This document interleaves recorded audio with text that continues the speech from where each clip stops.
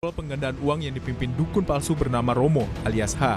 Penipuan penggandaan uang menimpa 6 orang korban yang berniat mendapat uang cepat untuk membayar utang. Tipu daya pelaku membuat para korban mengalami kerugian hingga 75 juta rupiah. Berdasar laporan 6 korban, polisi memburu 2 pelaku. Romo ditangkap di sebuah apartemen di Jakarta Selatan, sementara WN ditangkap di Karawang, Jawa Barat.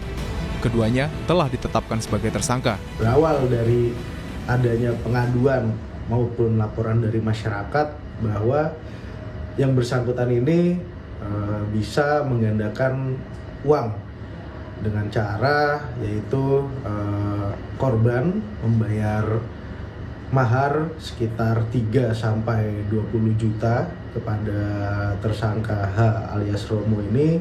Tersangka H alias Romo ini kami amankan di wilayah Jakarta Selatan di unit 5 Resmob Satreskrim Polres Metro Jakarta Selatan.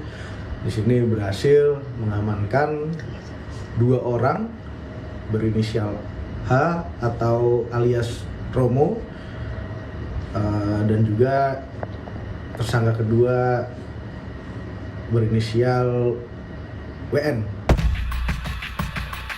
Kasus penipuan dukun palsu pengganda uang berawal saat 6 orang penghuni sebuah apartemen di Jakarta Selatan terjerat utang dalam jumlah besar. Di tengah kebuntuan, salah satu korban mendapat informasi bahwa ada seorang dukun yang memiliki kemampuan menggandakan uang.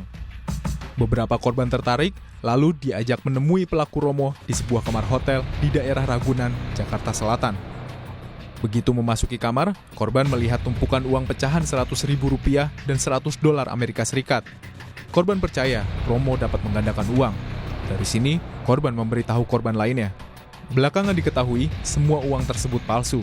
Ya, jadi untuk modus operandi sendiri di sini para korban ini ada yang bertemu langsung dengan Romo dan juga ada dari korban lainnya yang mengenalkan bahwa ada di sini yang namanya Romo yang dikenal sebagai dukun yang bisa menggandakan uang. Di situ para korban mulai tertarik, setelah itu bertemu dengan tersangka Romo tadi itu, dan di situ korban sempat diperlihatkan seperti pecahan Rp100.000 dan juga pecahan $100 yang dilihatkan kepada korban sehingga para korban ini percaya. Dalam melancarkan aksinya, Romo si dukun palsu meminta para korban memberi mahar sebagai syarat melaksanakan ritual penggandaan uang. Tersangka meminta 3 hingga 20 juta rupiah, tergantung pada kesepakatan dengan korban. Romo mengiming-imingi jumlah mahar menentukan hasil uang yang digandakan. Selain itu, Romo juga meminta korban menyiapkan koper kosong sebagai tempat menyimpan uang yang telah digandakan. Ritual penggandaan uang dilakukan di sebuah kamar hotel di daerah Ragunan. Usai melaksanakan ritual, Romo meminta para korban membawa pulang koper masing-masing dan menunggu sampai koper terisi uang. Namun, setelah 2 hari menunggu, para korban hanya mendapati sebuah bantal dan sprei kasur di dalam koper. Polisi baru menetapkan 2 tersangka, yaitu H alias Romo, si otak penipuan, yang berperan sebagai dukun palsu pengganda uang, dan WN yang menyediakan uang palsu atas perintah Romo. Tersangka Romo menjanjikan WN imbalan 5 juta rupiah, namun baru dibayar Rp200.000. Saat kami wawancarai, Romo yang berusia 45 tahun ini mengaku bahwa ia bukan seorang dukun sakti, melainkan tukang pijat yang biasa mangkal di sebuah apartemen di Jakarta Selatan.